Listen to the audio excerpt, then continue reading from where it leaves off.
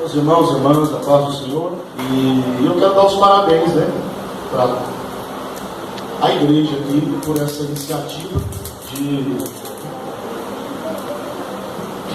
fazer uma escola bíblica. Isso é muito sério, é muito importante, porque nós estamos vivendo dias em que tem muitas pessoas que estão aprendendo algumas coisas estranhas, né? Tem se levantado muito, ou tem se acendido muito fogo estranho no meio das igrejas. E no YouTube, né, a internet tem muita facilidade, você acha de tudo. Eu vou contar uma história que eu vi, de um vídeo que eu vi na internet essa semana, que tirou a minha paz o dia inteiro. Pensa num homem que ficou na carne naquele dia, só entrando ali. Vou contar a história para você do camarada, de uma coisa que esse camarada falou. Eu vou falar hoje, vai dar certo aí, irmão, sobre o estudo do contexto. O que eu vou falar aqui, na verdade, muitas pessoas já sabem, mas eu acredito que boa parte da igreja ainda talvez não ouviu, ou pelo menos não estudou mais a fundo, né, essa questão do contexto. Mas para isso eu gostaria de ler um verso do Salmo 137. Salmo 137, verso de número 9. Glória a Deus. Pode ficar sentado mesmo. Salmo 137, verso 9, amém? Diz assim: feliz aquele que pegar em teus filhos e der com eles nas pedras. Você já pensou um dia que você está lendo a Bíblia no livro de Salmo, e você pega e se depara com um versículo desse? Feliz aquele que pegar em teus filhos e der com ele nas pedras. Olha, Cleiton. Aí Deus fala assim: eu quero falar com você aqui. É aqui que eu quero falar com você. O que é para me fazer, Deus? Para pegar os filhos e mandar nas pedras. Você está escrito aí. Você já imaginou isso? Você acredita que isso já aconteceu? Quando eu fazia um curso de bacharel da alfaiatagem, no livro de hermenêutica, né, de matéria que nós vamos falar hoje, o camarada fez isso nos Estados Unidos. Ele leu isso aqui, tirou o versículo do contexto e pegou os filhos e mandou nas pedras. Olha que loucura! Daí a importância de que nós vamos estudar hoje, que é o estudo do contexto. Então aqui nós vamos usar o slide aqui, como os irmãos têm usado, né? Nós vamos dar uma definição, em primeiro lugar, da palavra contexto, ou contextos no latim, né? Essa palavra vem de cum, né, que significa união ou associação, e texto, que significa tecido ou trama.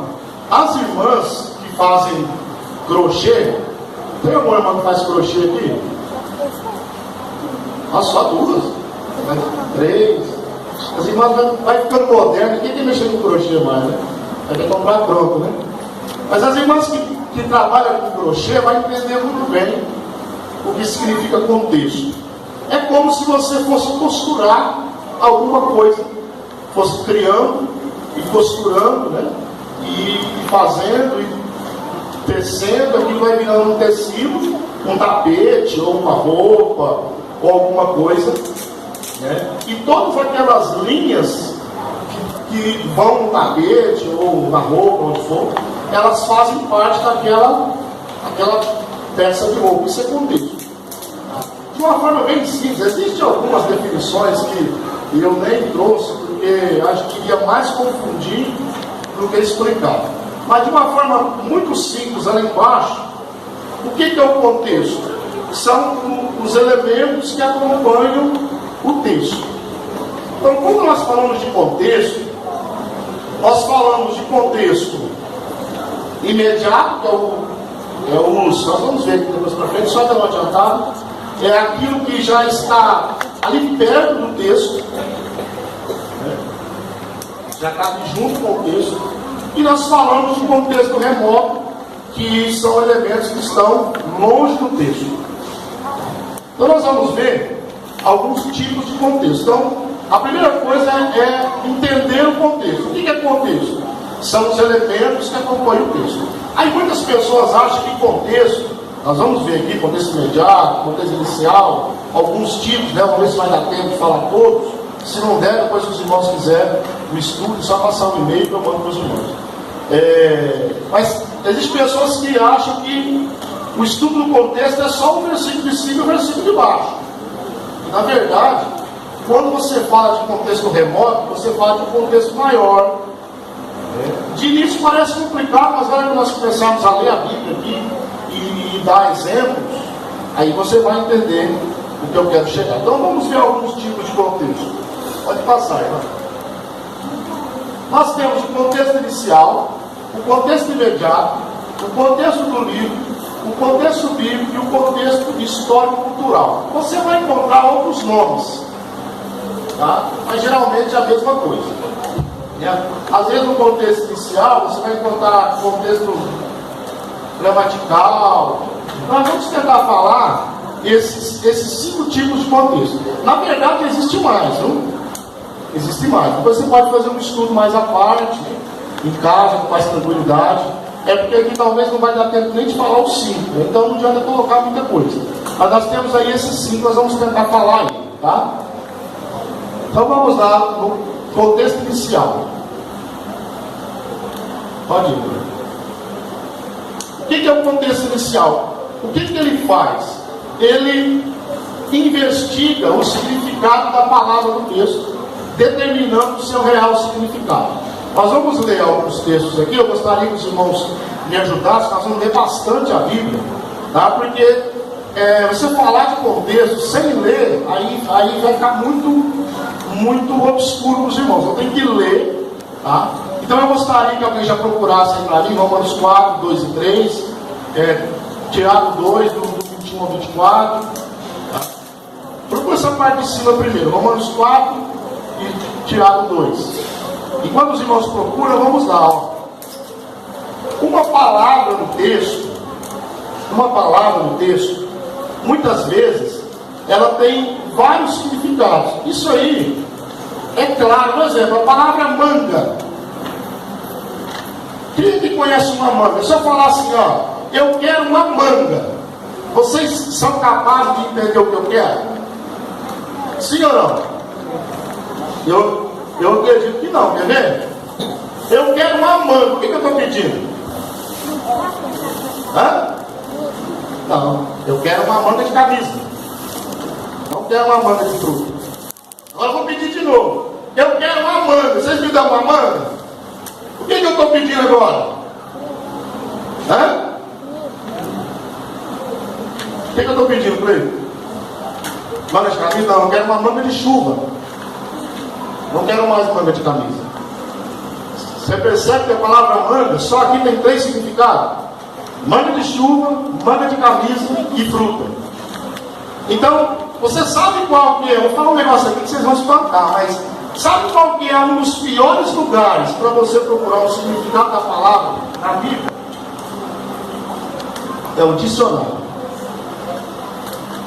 É um dos piores lugares. Irmão, você está doido, verdade. Sabe por quê? O dicionário, geralmente, ele traz o significado literal da palavra. Então, se você encontrar, lógico, o dicionário lá, tem até lá, né? Figurado e tal. Mas, geralmente, os dicionários, eles trazem o significado literal da palavra. Então, se você procurar manga, você vai encontrar uma fruta. Tá? Mas vamos ler lá na Bíblia para ficar mais claro. Vem para mim, Romanos 4, versículo 2 e 3. Porque se Abraão foi justificado pelas obras, tem que se gloriar, mas não diante de Deus. Pois, que diz a Escritura, creu Abraão em Deus, e isso lhe foi imputado como justiça. Isso, alguém lê lá em Tiago, por favor. Tiago 2, do 21 ao 24.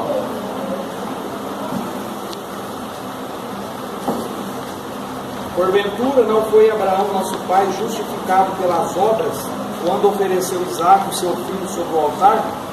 Vede que a fé operou com as suas obras, e que pelas suas obras a fé foi aperfeiçoada. E a Escritura cumpriu-se, a qual diz: e creu Abraão em Deus, e foi-lhe imputado como justiça, e ele foi chamado amigo de Deus.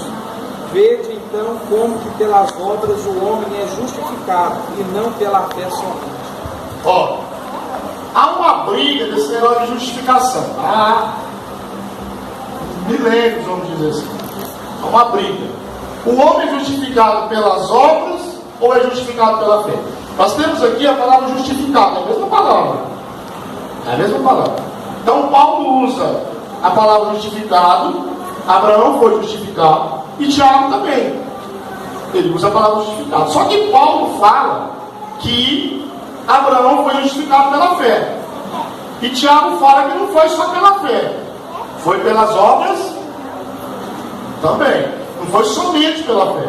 Então aqui, quando nós olhamos a palavra justificado, ela não pode ter o mesmo significado em Romanos e em Tiago ao mesmo tempo. Porque são duas pessoas falando de justificações diferentes.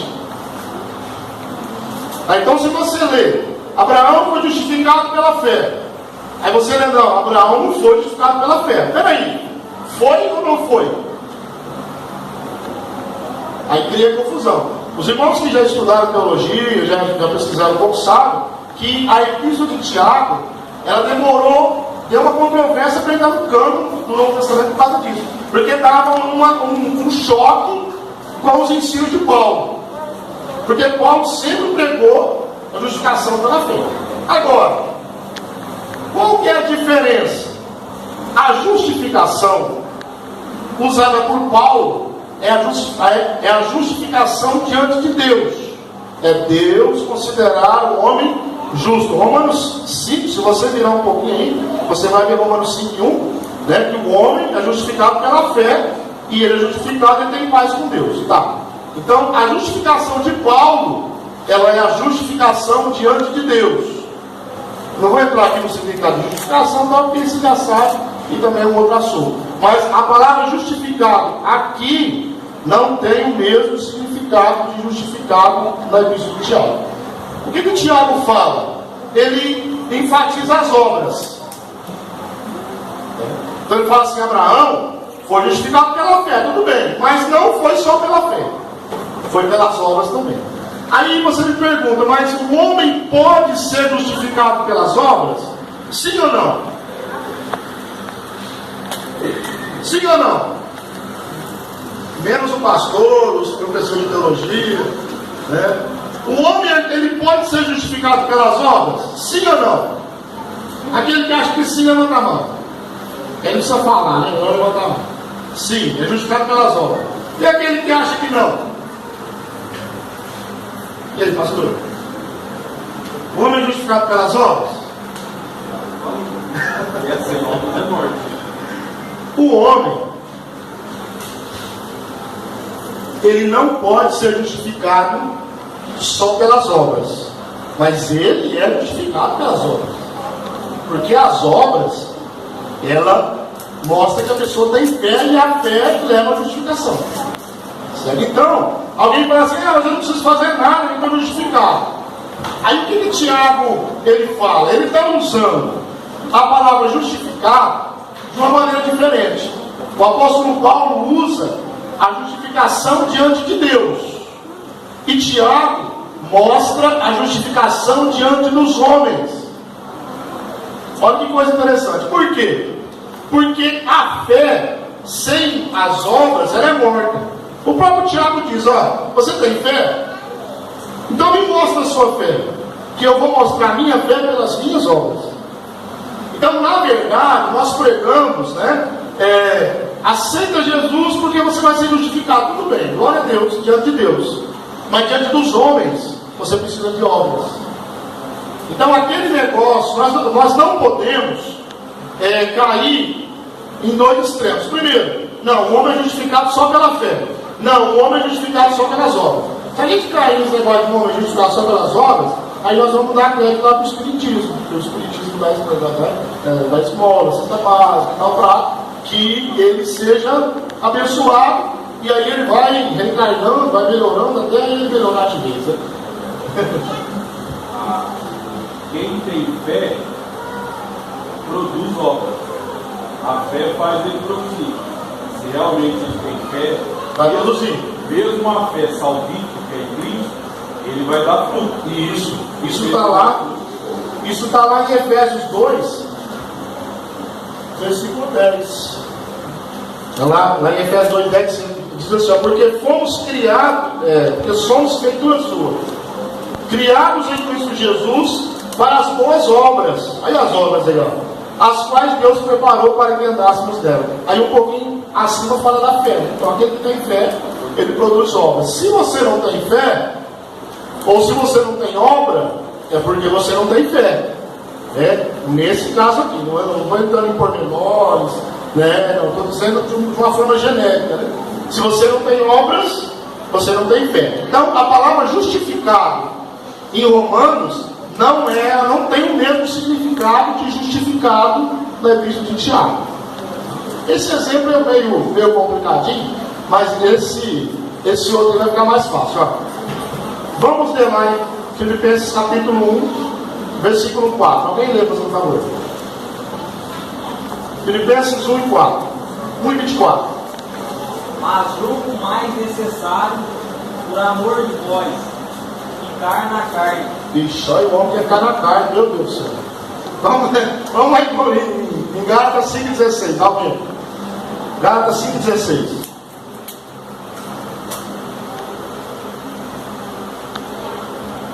Um de cada vez, irmão.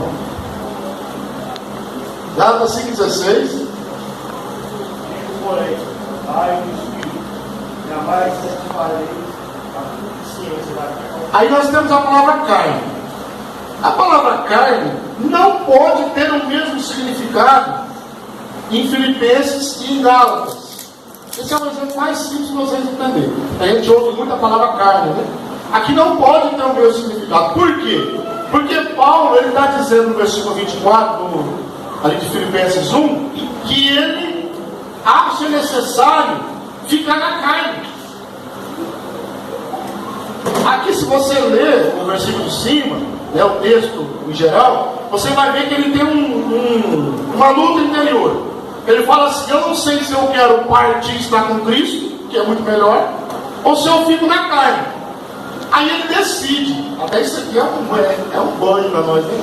O camarada decide ficar na carne para continuar servindo a igreja. Aí o pastor, ele fala: não, eu acho melhor estar com Cristo, é muito melhor, mas por enquanto eu vou ficar na carne. Tá? Só que lá em Gálatas, o mesmo Paulo, ele diz assim: vocês precisam andar em espírito para não cumprir as vontades da carne. Então não é a mesma, ela não pode ter o mesmo significado, certo? Porque aqui ele está aprovando a carne, em Filipenses, vamos dizer assim, e em Gálatas ele está reprovando a carne. Agora, o contexto vai ser o outro lado, vamos passar para lá. O contexto imediato ele vai mostrar o que significa esse ficar na carne. Você vai ler que é ficar aqui vivo ainda na terra, para continuar fazendo a obra da igreja de Cristo. Não deixar o corpo. Simplesmente isso. Agora, lá em Gálatas, a carne ali já é a natureza pecaminosa.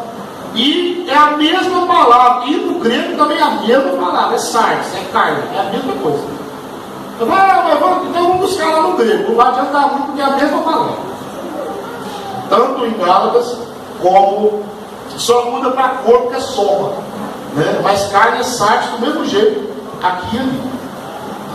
Então, o que vai determinar isso, na verdade, esse primeiro contexto inicial, que é a palavra, que na verdade não é nem palavra, é termo, né? A gente usa termo, ele é muito ligado com o segundo contexto, né? Porque para você achar o significado da palavra, você precisa ler todo o contexto. Por isso que eu li o Salmo lá. Você não pode pegar aquele versículo, nenhum versículo da Bíblia, A não ser o livro de Provérbios, que esse é um outro assunto. Então, quando você pega o livro de Provérbios e vai até o capítulo 9, mais ou menos, você consegue estruturar um assunto. Depois, cada versículo, ou de 2 em 2, ou de 3 em 3, mas a maioria, dali para frente, cada versículo fala um assunto. Então, esse é um estilo literário, na verdade é um contexto literário, entre os livros. Esse é um outro tipo de contexto. Então é diferente, mas na maioria da Bíblia, você nunca pode pegar um versículo e tirar ele do texto e aplicar aquilo que você acha que tem que ser aplicado. Isso nunca pode acontecer. Esse é o erro de muita gente. Então esse é o contexto inicial, né? O que é o que vai investigar o significado da palavra no texto, né? Ou no termo. Vamos passar para o outro já, que aí fica mais claro. Agora nós temos o contexto imediato. O contexto imediato é o texto que vem antes e depois do texto em questão. É o seguinte, às vezes a gente, quando você vê eu colocar essa expressão simples assim, a gente acha assim, é uns 2, 3 versículos para cima e uns 2, 3 versículos para baixo. Nem sempre. Nem sempre. Esse assunto,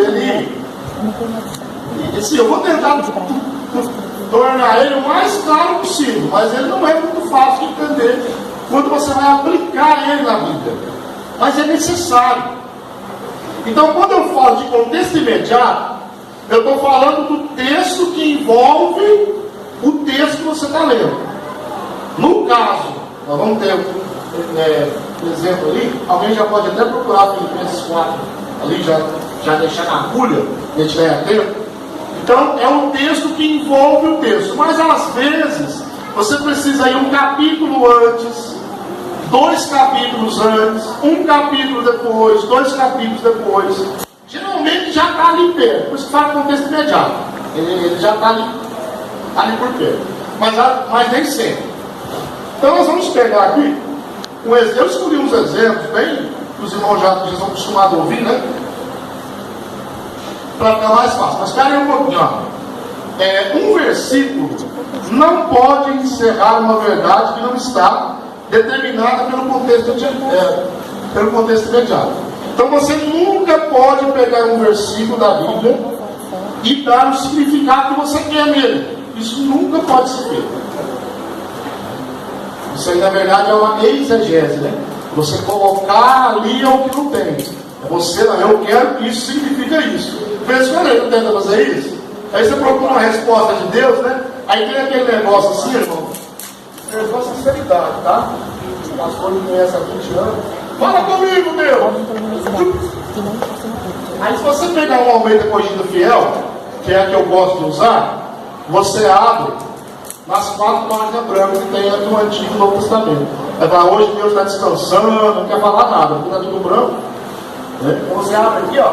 Fala comigo, Deus! Aí você abre tudo branco. Então, hoje Deus não quer falar comigo. Deus está de mal de mim.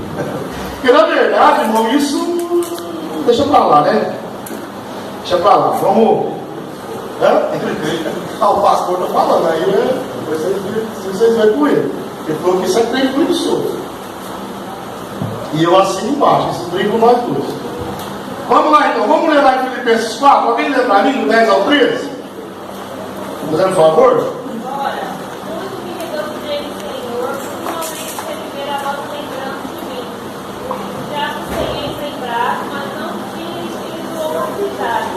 Não crise com necessidade, porque já aprendi a contentar o som que tenho, sem estar abatido e sem também ter abundância. Em toda maneira, todas as coisas, tanto a ter fartura como a ter fome, tanto a ter abundância como a ter necessidade. Fome todas as coisas naquele que me fortalece.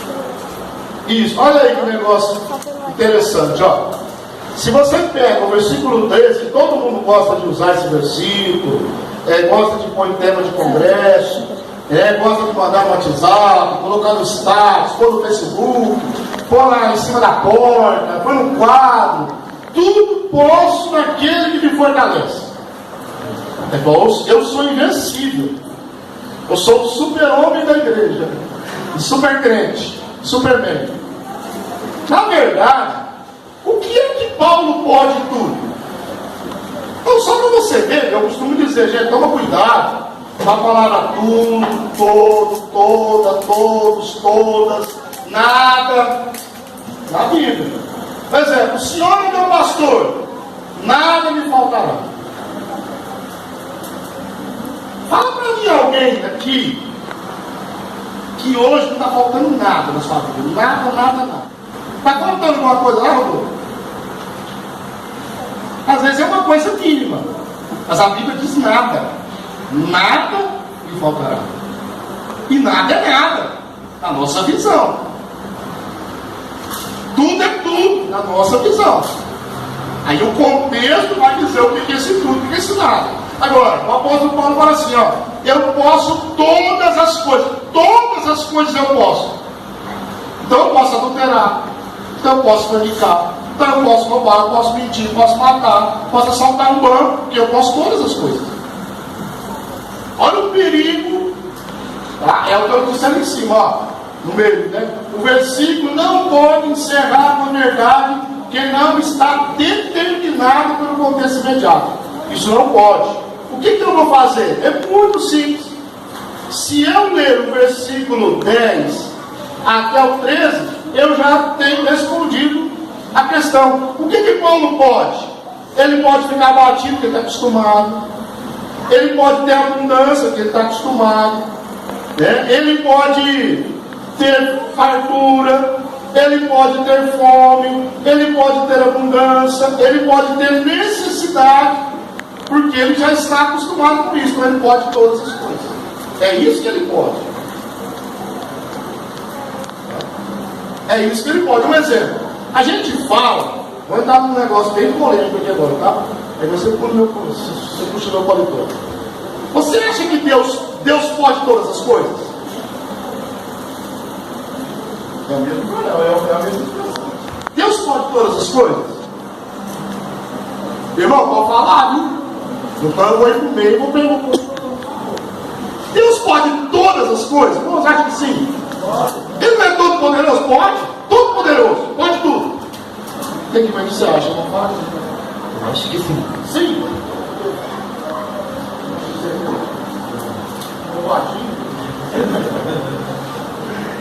Deus pode mentir? Deus pode deixar de ser Deus? Olha, peraí, vocês falam que Deus pode todas as coisas, gente. Aí Guará tem um camarada lá que é uma benção. Ele falou assim, quando Jesus estava em carne, ele deixou de ser Deus. Ele quase fez eu virar uma piruleta lá em Guará esse dia. Na verdade, irmãos, Deus pode todas as coisas. Na questão de poderio. Mas na moralidade, não. Não é que ele não tenha força ou ele não. É porque ele não pode negar a si mesmo. Não pode deixar de ser Deus.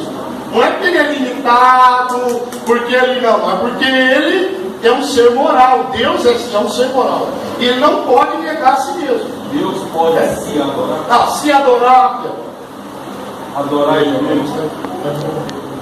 Adorar ele mesmo. O que os irmãos acham? Eu me adoro. Tem gente que faz isso, né? No espelho, olha. Eu adoro, eu me adoro. Olha que beleza, por Deus. Deus pode adorar a si mesmo? O que os irmãos acham? Ele recebe adoração dos seres criados, dos anjos, dos homens, né? O sol, o lobo, as estrelas e tudo mais. Então, o que Paulo pode? Ele pode todas as coisas contidas no versículo acima. Não é que ele pode tudo. Porque se Paulo pudesse tudo, ele ia fazer assim, né? Ele ia viajar para outro lugar. Aí ele ia fazer igual aquele povo dos filmes, né? Sobe aqui e aparece lá no. Beleza. Você já imaginou tanto que Paulo ia pregar mais? Agora eu vou lá para a Espanha, que ele queria ir para a Espanha, né? Eu vou desaparecer e aparecer na Espanha. Então, Paulo não podia todas as coisas. Ele podia todas as coisas contidas no versículo de cima. Vamos ler lá em Mateus agora, capítulo 5.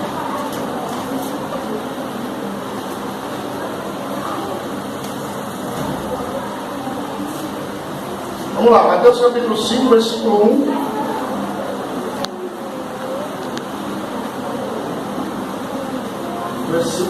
eu não marquei essa referência errada, né? Vamos ver. Vai, é isso mesmo. Lê para mim, por favor.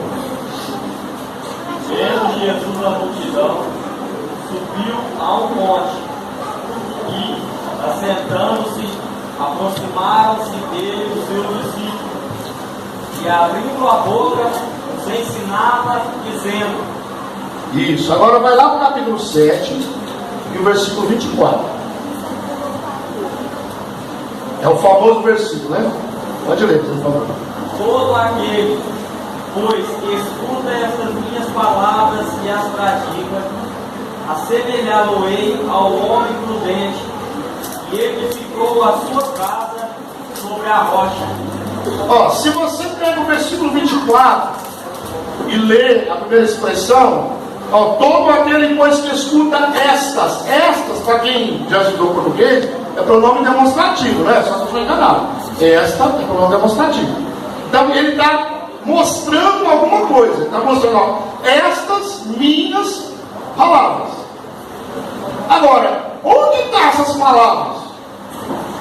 Ele fala assim: aquele que escutar essas minhas palavras e as praticar, vai ser semelhante ao homem que faz a casa na rocha. Mas quais palavras são essas? Lembra que eu disse que às vezes 2 versículos, 3 versículos acima, você não vai conseguir achar o que ele está dizendo. Você vai voltar lá no capítulo 5 e vai ler o versículo 2. E abrindo a sua boca, os ensinava, dizendo. Aí ele começa um famoso sermão da montanha. E ele vai falando: bem-aventurado é o fulano, bem-aventurado é o ciclano. E aí ele vai falar do adultério, vai falar da lei, vai falar de esmola, vai falar de oração, vai falar de jejum, vai falar de amor ao próximo, vai falar de cuidados da vida, de inquietações. Ele vai falar de um monte de coisa. E aí no capítulo 7, e versículo 24, ele fala: aquele que escutar estas minhas palavras. Todo o sermão da montanha. Aí depois, quando eu chegar no outro contexto ali, eu vou contar o caso lá do rapaz do vídeo, e eu vou usar isso aqui, esse capítulo 5. Então, para você olha assim: mas quais palavras são essas? Como é que eu vou edificar a minha casa sobre a rocha, né, se eu não sei quais palavras ele falou? É só ler o sermão da montanha. O contexto imediato está ali. Ele está um pouquinho mais longe. Quer dizer, ainda é considerado contexto imediato, certo? Então você precisa voltar um pouco. Aí se não tiver ânimo para ler, aí não adianta, não vai entender mesmo. Se não gostar de ler, se não tiver ânimo para ler, se não procurar mesmo, não vai entender mesmo. Aí você vai ficar procurando essas palavras aí, até hoje não achou quais são ainda. Aí a casa está na areia, porque não sabe nem qual palavra vai cumprir. Tem que ler atrás para saber quais são essas palavras. E só adiantando aqui, o sermão do monte, né, os irmãos que aprofundam um pouquinho mais sabem que ele é a base de todo o Novo Testamento. Das epístolas, a epístola de Tiago, alguns estudiosos chamam de sermão do monte. Ele fala muitos assuntos do sermão do monte. Então esse é o contexto imediato, tá? Não esqueça disso. É o texto que vem antes e depois. E você não pode pegar um versículo, os irmãos estão cansados de saber, né? E esse aqui eu quero ele para mim, né? Quem é que gosta de caixinha de promessa? Esse irmão só veio para tirar tudo que eu aprendi até hoje. Caixinha de promessa. Alô? Então tá bom. Caixinha de promessa, Deus vai falar comigo. Não tem um raça de vidro na caixinha de promessa. Não tem. Vamos procurar lá. Raça de vidro, converter, ou produzir fruto de arrependimento. Não existe esse caixinha de promessa. Pode procurar. Se tiver aí é porque o camarada está mudando o esquema. Vamos lá para o outro contexto. Agora o contexto do livro. Isso aqui dá um pouquinho de pano para manga, viu, irmão? Contexto do livro. Eu não sei se os irmãos estão anotando, eu ia trazer uma figura, mas ele deu certo. Os irmãos notam que no estudo do contexto ele começa do meio e ele vai aumentando. Então o que nós vimos primeiro? O significado da palavra. Depois nós vimos os textos em volta do texto. E agora nós aumentamos mais, nós vamos para o livro. Tá? Então ele vai só aumentando, vai ficando mais longe. Você vê que a Bíblia é um todo, né? E precisa ser estudado como um todo. Então vamos lá para o contexto do livro. O significado de um texto, seja aí no capítulo 2, 3, 2 versículos e tal, o significado de um texto deve ser consistente com o fluxo de pensamento do livro em que o texto se encontra. Tá? Aí nós vamos ter aqui algumas coisas a considerar. Mas eu esqueci de falar um negócio, eu acho que eu vou falar agora. Dá uma voltadinha lá, irmão, fazendo favor, para o contexto imediato. Isso, deixa aí por enquanto. Eu esqueci de falar um negócio, eu vou voltar. Depois se não der, não tem problema. Os irmãos me passam o e-mail que eu mando um estudo para os irmãos. Essa semana passada, eu amanheci com um link no meu WhatsApp, de um amigo meu, lá de Miguel Lopes. Não sei, né? Miguel Lopes. Lá de Miguel Lopes, brincadeira, irmão. Um vídeo de um camarada que eu não sei, eu não vou falar o nome, eu até esqueci também, porque mas é ruim para falar o nome. O título do vídeo, Giovanni, era assim, ó: a blasfêmia da Santa Ceia. O cara já coloca para o cara entrar, né? Eu falei, eu vou ver isso aqui. Aí o cara falou assim, ó: abra sua Bíblia lá lá em 1 Coríntios 11, que é o texto da Santa Ceia. Isso aqui é muito importante, mesmo que não dá tempo, não tem problema, mas isso aqui eu queria passar para os irmãos. 1 Coríntios 11, isso aqui é o estudo do contexto imediato. Dentro do contexto imediato, eu não coloquei ali, mas há uma coisa, eu até postei um vídeo no meu canal esse final de semana sobre isso. É você identificar o fluxo de pensamento no texto. Isso aqui é um pouquinho complicado, mas olha que eu terminar, você vai ver que não é tão complicado assim. É você conseguir identificar os fluxos de pensamento que tem no texto. Geralmente, tem algumas Bíblias, Almeida Corrigida, Revista Corrigida, a minha não tem.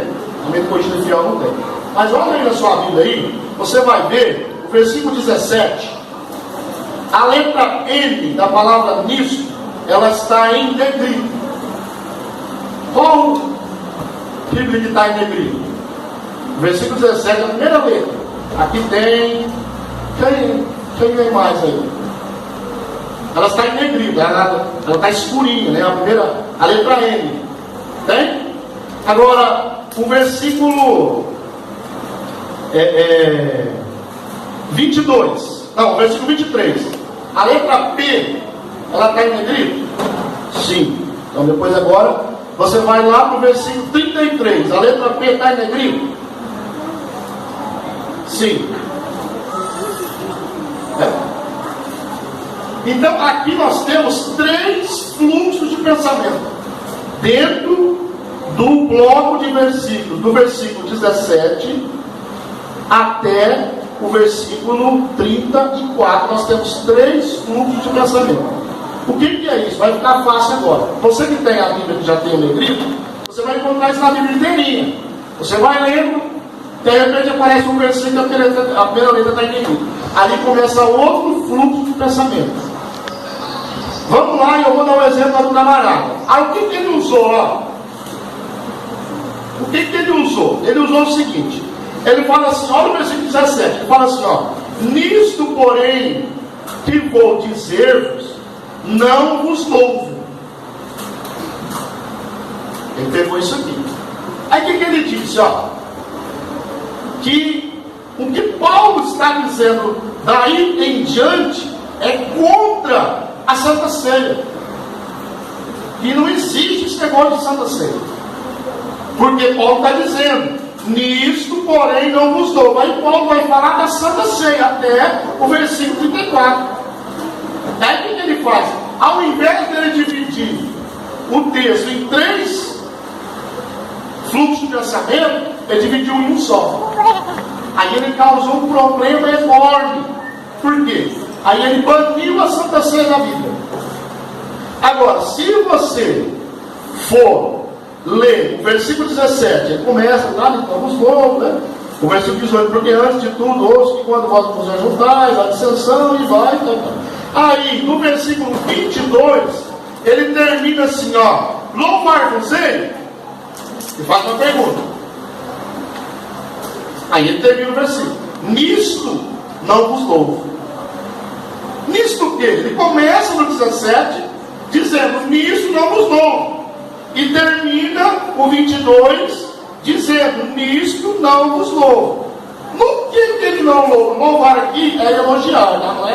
Não é adorar os coríntios, né? Logicamente. Eu estudo lá no contexto inicial, né?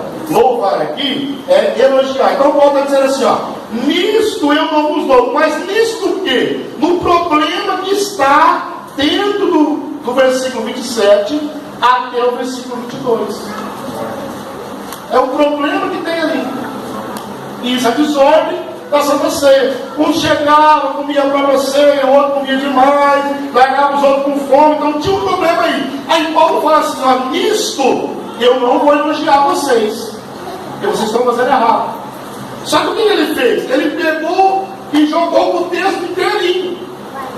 Olha o problema que ele causou. E eles zombaram, ele falava, esse negócio de pão, ele comendo pão aí, fala que é o corpo de Cristo. E aí falou um monte de coisa lá que não dá tempo de falar, né? Agora, se você pegar agora o versículo 23, você vai ver que Paulo está dizendo, ele está falando sobre a Santa Ceia, tá? Só que agora ele vai iniciar um outro fluxo de pensamento.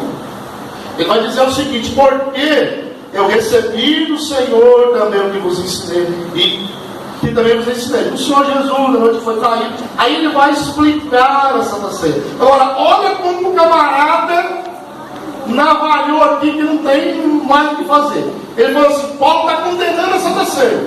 Agora, irmão, olha aqui. Olha o versículo 26. Porque todas as vezes que comerdes esse pão e beberdes esse cálice, anunciais a morte do Senhor até que venha. Como que está condenando a ceia?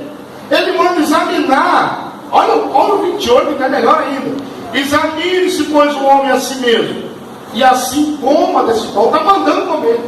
Porque o camarada falou que ele não estava mandando. O Paulo está condenando a ceia, tá vendo? Nisto não vos louvo. Olha o problema que ele causou. Por quê? Porque ele não conseguiu. Se você pegar uma Bíblia na tradução da linguagem de hoje, a NVI, né, essas Bíblias que tem um versículo no meio, aí você fala assim, por que tem esse versículo no meio? Porque é os fluxos de pensamento. Já está separado para você. E eu gosto dessa aqui porque eu tenho que achar. Aí eu aprendo mais. Mas lá já está prontinho. Lá. E essas que tem um negrito também já está prontinho. Não é que Paulo muda de assunto. Aí, logicamente, dependendo, né, do que ele vai escrever, ele muda de assunto. Você pode ver que no capítulo 12, a letra A de acerca também está em negrito. Tenho certeza absoluta. Que agora ele vai falar de uma outra coisa. Ele vai falar de um outro assunto, de um outro fluxo de pensamento. Então, quando você for ler a Bíblia e analisar o contexto imediato, tome cuidado com isso, de saber separar aonde você está lendo, certo? Questão mesmo, como você disse, de interpretar o texto. Porque aqui, no começo do versículo 17, ele usa misto, vírgula. E no final do versículo 22, e vamos dizer que ele acaba com esse assunto para começar o próprio parágrafo, ele escreve, nisso não louvo. Aí, viu? Ele encerra o assunto ali. Ele está falando nada de desordem, o pastor disse. Tá? Ele resolveu o problema da desordem. Aí ele vai falar agora como que falar um assunto de cada vez. Um assunto de cada vez. Lembrando, irmão, que os leitores originais, eles não tinham essa dificuldade. Porque se você pegar, lógico que ela não existe mais, porque existe hoje, a gente fala original, né? Porque é bonito falar, mas o original não existe nenhum mais. Existe hoje é cópia de cópia, de cópia, de cópia, de cópias.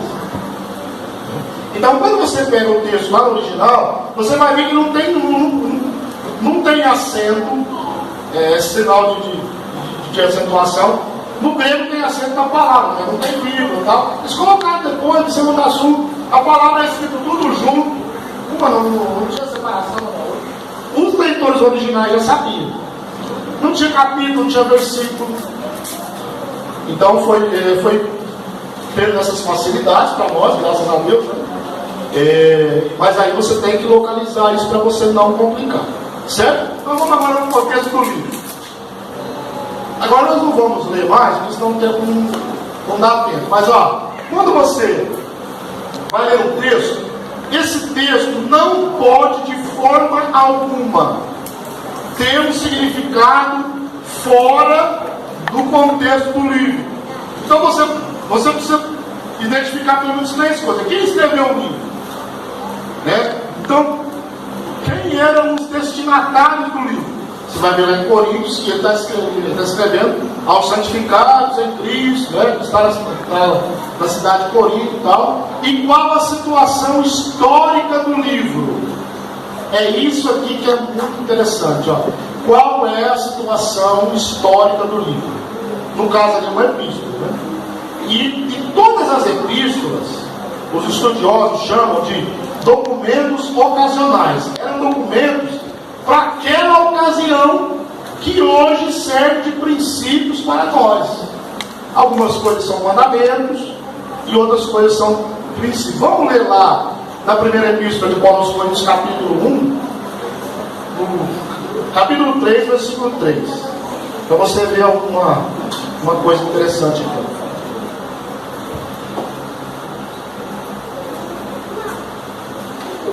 Diz assim, ó, que porque ainda sois carnais, pois havendo entre vós inveja, contendas, dissensões, não sois porventura carnais, e não andais segundo os homens. Isso aqui era um problema na igreja de Corinto. Tá? Era a situação histórica dela. Aí lá no capítulo 5, ele vai falar de novo. Geralmente se ouve que há entre vós fornicação tal que nem ainda do jeito se não vê como é haver quem possua a mulher de seu pai. Era um outro problema histórico da igreja de Corinto. Certo? Outro problema. Se você olhar o capítulo 6, você vai ver um outro problema. É o litígio. Os irmãos estão levando os outros irmãos no fora. Eu prestei o dinheiro para o fulano e ele não me pagou. Leva no fora. Aí Paulo vai ensinar para ele, gente. Vocês vão julgar o mundo. Vocês não conseguem julgar o cara que não pagou o outro. Tem que ir lá diante do juiz, lá no secular, para receber uma conta. Vocês não conseguem resolver isso não. Então aqui nós temos 3 problemas históricos. Primeiro, dissensão, fornicação, capítulo 5, e litígio, capítulo 6. Hoje ainda é pecado, Eu sabia que você ia me colocar nessa frente. Olha, irmão, é o seguinte, eu vou dar a minha opinião. Vou fazer uma exegese entre aspas, tá? Vocês me perdoam também. Qual que é a minha opinião? A primeira coisa é tentar resolver aqui. Esse é o primeiro caso. Tentar resolver. Agora, tem hora que a Bíblia bate na gente, é difícil, irmão do céu. A Bíblia de Paulo fala, ó, vamos para o contexto imediato. Ele já vai me ajudar aqui, ó. Vamos ver aqui. Lembra aqui o versículo 7, do capítulo 6. Na verdade, já realmente uma falta entre vós, terdes demandas uns contra os outros, porque não sofreis antes da injustiça, porque não sofreis antes os danos. Alguém tem uma outra versão aí? Uma outra versão? Deixa eu procurar uma aqui. Isso aqui, irmão, Paulo está falando um negócio aqui difícil de sem cair. Ó, vou pegar uma linguagem atual. Peraí, só um pouquinho. Ou se alguém tiver aí, pode ler, por favor. 1 Coríntios, capítulo 6, versículo 7. Alguém que diz, ó. Só o fato de existirem questões entre vocês já mostra que vocês estão falhando completamente. Não seria melhor aguentar a injustiça? Não seria melhor ficar com prejuízo? É a Bíblia que está dizendo. Não sou eu, não. Paulo, na verdade, eu não vejo aqui um mandamento, mas é um conselho. Vocês não acham melhor vocês ficarem no prejuízo do que dar mau testemunho lá diante do juiz da terra? É isso que ele está falando. O contexto imediato fala isso. Né? Agora, se é pecado ou não, eu não vejo um pecado. Eu só não acho aconselhável. Eu só não acho aconselhável. Eu tive que engolir esse versículo 7 aqui, ó. 10.557 reais. Aí, ó. Tive que engolir isso aqui. Fazendo parte. O irmão também? Desceu fácil, demorou descer. Fazendo parte. Eu tive que ficar, eu tive que cumprir esse versículo 7. Você também? Olha levar ele para a justiça, eu queria ir para a cadeia. Mas não podia. Na verdade, se o cara levar em outro lugar ainda, né? É melhor, né? Mas não pode. Então, dá um pulo dentro dele. Mas assim, a Bíblia manda, irmão, sofrer o dano. A Bíblia não proíbe, né? Eu não vejo uma proibição, não. Você não pode resolver isso na justiça. Porque nós estamos vivendo uma outra cultura e tal. Mas assim, o aconselhável seria, né? Primeiro, a primeira opção, tenta resolver de vez, procura um pastor da igreja. Ó, nós temos uma desavença aqui. O irmão vendeu um carro para mim, é igual a história do cavalo do cigano, né? Tem uns clientes que fazem isso. O cigano foi vender um cavalo pro camarada, o camarada olhou, porque quem mexe com o cavalo aqui sabe que tem que olhar os dentes do cavalo, né? É por isso que tem que editar. O cavalo dá, você olha os dentes. Porque a idade do cavalo você vê pelos dentes, sabia disso? Eu também na roça sei, a idade você olha pelos dentes. Eu sou cultura, irmão. Esse negócio de roça aqui, você pensando o quê? Aí o que acontece? O cigano falou assim, ó, não tem defeito nenhum, o defeito está na vista. Pode olhar para você ver, o defeito está na vista. Aí ele olhou, não viu defeito nenhum. Falei, não tem, né? Foi andar com o cavalo, a primeira rua que o cavalo foi virar, ele rumou no poste. Tá? Aí ele voltou no cigano, falou, rapaz, você falou que o defeito estava na vista? Eu falei, está na vista. Ele é cego. Aí tem irmão que é assim, vai comprar um carro, rapaz, mas tá tinindo, viu? Tá, o motorzinho tá assim, reloginho. A primeira virada que dá na esquina é o poçante mesmo, né? Já tem poça de hora para trás e já funde o motor. Aí depois ele vai ter que resolver. Procura o pastor é bom para resolver isso aí. Procura ele. Depois, se você não conseguir resolver, vai para a segunda opção. Tenta sofrer o dano. Aí se você não conseguir, aí vai fazer o quê, né? Aí Orar pedindo justiça. Orar para Deus, né? Vamos fazer, pelo amor de Deus. Mas não sabe o precatório. Vamos terminar, porque meu tempo era 15 para as 9. Vamos para outro contexto, rapidinho.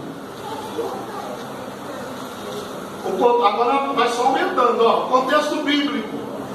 Contexto inicial, contexto imediato, contexto livre, agora contexto bíblico. Aí você pega lá, não vamos ler não. Os irmãos já sabem. Você pega Gênesis, capítulo 19, você vai ver as filhas de Ló tendo relação com o próprio pai. Aí você vai pegar esse texto e vai colocar ele no contexto bíblico. O que a Bíblia diz sobre isso? Inteira, a Bíblia toda. Existe algum texto que fala sobre isso? Aí você vai lá em Levítico. Não descobrirás a nudez do teu pai, da tua mãe. E descobrir nudez ali não é só ver a nudez, não. É relação sexual. Tá? Porque se hoje fosse cumprir isso aí ia ter que ficar cego. Aquilo ali é relação sexual. Não tem relação sexual com seu pai. Então quando você coloca isso no contexto bíblico, você vai ver que você não pode pegar esse texto e aplicar ele. Você não pode ter relação sexual com seus filhos ou com seus pais e mães. Não existe isso. Então o contexto bíblico mostra isso. Lá em Gênesis 27, você vai ver a história de Jacó. né? Ele engana o seu irmão. E lá em Colossenses, o apóstolo Paulo diz que não enganeis, não mentais uns aos outros, né? Ele engana o seu pai ali, né? Gênesis 27, 24. Então, você coloca no contexto do livro. O que a Bíblia diz sobre isso? Então, tudo que você vai fazer, né? Um exemplo. Aqui um exemplo. Eu posso levar um irmão no fórum? O que o contexto bíblico diz? Você vai procurar que você vai achar. Tá? Então temos aí o contexto bíblico. Agora para encerrar, o contexto histórico-cultural. Você sabe muito bem que alguns textos eles devem ser interpretados dentro do contexto histórico-cultural daquela época. Lá em Lucas 10 e 19, Jesus manda, né? Vamos ler lá rapidinho, para a gente não falar coisa errada aqui, né? Lucas 10 e 19, ele está mandando não saudar, né? Ele manda a grande comissão, né? É isso mesmo? 10 e 4. 10 e 4, isso. 10 e 19 é o serpente, né? Essa serpente. 10 e 4. Não leveis bolsa, nem alforje, nem sandália, e a ninguém saudeis pelo caminho. Então você pega esse versículo aqui e vai falar assim: eu não posso saudar ninguém na rua. Então passa alguém, bom dia, senhor. Boa tarde. Eu não posso saudar ninguém. Então você vai procurar, no contexto histórico, como era a saudação naquela época. E aí você vai entender o que Jesus disse. Se você ler o capítulo 33 de Gênesis, você vai ver Jacó encontrando com Esaú. Logicamente ali não foi uma saudação simples, né? Era muitos anos longe, Jacó estava com medo, né? Veio igual era, né? Separou a família, os animais. Mas você vai ver uma cerimônia, né? Ele vai, se inclina no chão, né? Depois vem o primeiro grupo, se inclina também, vem outro grupo, se inclina também. É uma saudação. Agora você imagina, os discípulos vão começar a pregar. Deus deu ordem para eles, Jesus deu ordem para eles. Vai pregar. Toda pessoa que você encontrar, você salva. Aí você vai no chão, e abraça, faz aquele nojo. Os árabes mesmo fazem até beijo. Alguns dizem que algumas saudações do Oriente Médio demora até 30 minutos. Aí. E Jesus tinha pressa, né? Tinha pressa, vai pregar. Então não salva ninguém pelo caminho. Isso aqui. Para você entender isso, é só estudando o conceito histórico. Né? Porque senão você vai ficar ranzinhos aí, né? Todo mundo te cumprimenta, não pode. Jesus mandou não saudar ninguém. São crente. Não me toque. Amém, irmãos? Espero que eu tenha contribuído, né, para o elevo espiritual dos irmãos. Quando os irmãos forem ler a Bíblia, muito obrigado, pastor, pela oportunidade. Passou uns minutinhos, Deus abençoe. Em nome de Jesus.